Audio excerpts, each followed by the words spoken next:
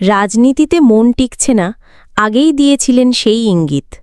কঙ্গনা রানাওয়াত জানিয়েছিলেন যে রাজনীতিতে এত কাজ করতে হয় তার ধারণাই ছিল না। তাহলে কি আবারও অভিনয়ে ফিরছেন মান্ডির সাংসদ?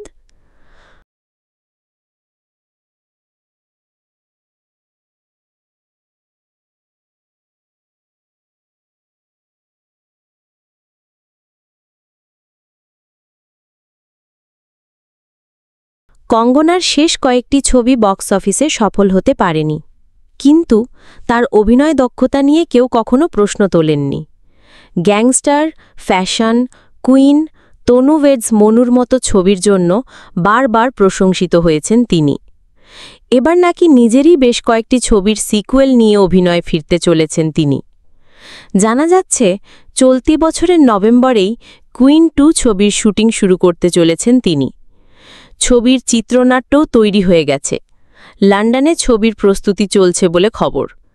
আগের ছবিটির মতোই ভারত ও লন্ডনে ছবির শুটিং হবে।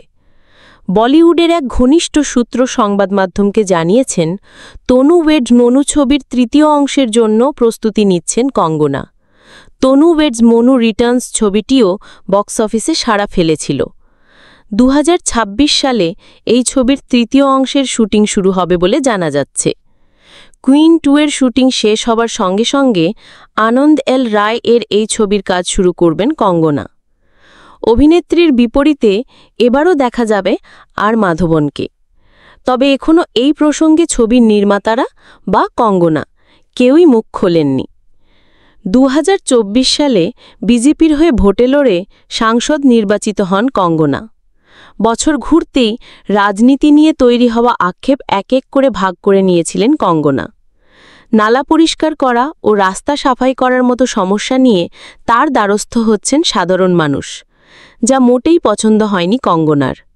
রাজনীতি করে রোজগারের পরিমাণ নিয়েও সন্তুষ্ট নন তিনি।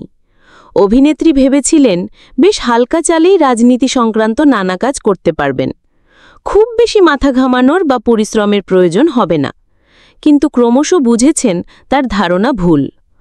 কঙ্গনার এই মন্তব্যে নাকি বেশ অস্বস্তিতেও পড়েছিল পদ্মশিবির।